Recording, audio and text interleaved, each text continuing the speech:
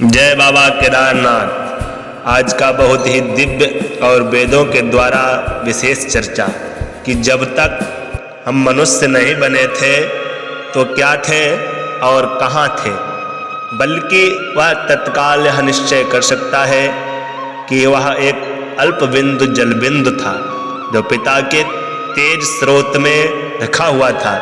लेकिन जब समय आया तो प्रकृति ने उसे माता के गर्भ में सींचा। फिर वह प्राकृतिक परिपाक के अनुसार लोथड़ा, बुदबुद, कल निकट प्रसव बालक जनयन हो गया और नियत समय पर मनुष्य के रूप में प्रकट हुआ तथा जीवित प्राणी हो गया। इस कारण वह निश्चय पूर्वक यह जान सकता है कि वह पानी से बनाया गया है। अभी और अधिक विचार करना चाहिए कि जब तक वह पिता के तेज स्रोत में तेज नहीं बना था तो कहाँ था और क्या था।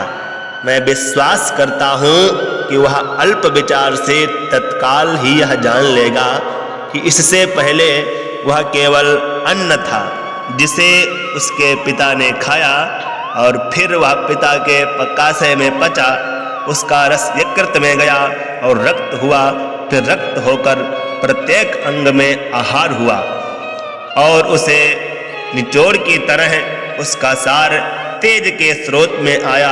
फिर वह तेज के रूप में गर्भाशय में गया। अन्न की असलियत एक खास बात है जो धरती से निकलती है। इससे मालूम हुआ कि वह किसी समय धरती के गर्भ में था और उसने उसको वनस्पति के रूप में जाना। तत्पश्चात वह मनुष्य के पिता का आहार हुआ। इस तरह की सोच विचार से वह निश्चय कर सकता है कि वह आरंभ में मिट्टी था और मिट्टी से निकलकर दैवी प्रकृति द्वारा रूप बदलता हुआ मनुष्य हो गया।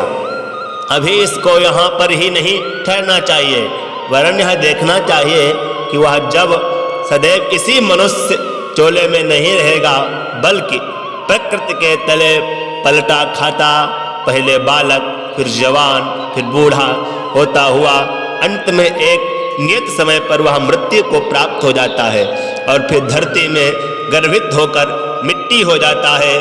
उस समय निश्चय होता है कि वह जहाँ से आया था फिर वहीं चला गया। यह समझ लेना चाहिए कि अब फिर वह धरती से नहीं निकलेगा, बल्कि वह फिर घास पात के रूप में निकलेगा, क्योंकि दैवी विधान यही है। जो गर्भ में आता है वह जन्म अवश्य पाता है और जो बोया जाता है वह अंत में उगता है। फिर भी यही संभव नहीं हुआ कि वह सदैव मनुष्य का ही आहार हुआ करे, बल्कि हो सकता है कि वह पशु पक्षियों या कीट पतंगों का आहार बने। ऐसी दशा में वह उनके नर नारियों से निकलता हुआ पशु पक्षी या कीट पतंग हो जाता है। अतः मालूम हुआ कि मनुष्य प्राकृतिक नियमों के अंतर्गत विचित्र पलटे खाता हुआ कुछ ना कुछ हो जाता है, जिससे अनजान मनुष्य की बुद्धि आरंभ में चकित हो जाती है, पर बुद्धिमान अंत में निश्चय कर सकता है कि वह कभी मनुष्य कभी पशु हो जाता है, कभी पशु पक्षी बनकर चरता है और उड़ता है, और कभी ऊंट गधा पशु बनकर लादा जाता है, मार खाता है। इसी तरह है भाइयों, तुम प्रत्येक चोले और प्रत्येक रूप में सैर करते कभी मिट्टी होते हो, कभी वनस्पति और कभी जीती जान अर्थात जीवित प्राणी हो जाते हो। यही प्रकृति का अद्भुत चक्र है जिसको वेद विद ब्राह्मण जन्म मरण का संसार चक्र कहते हैं। जय जय बाबा केदारनाथ।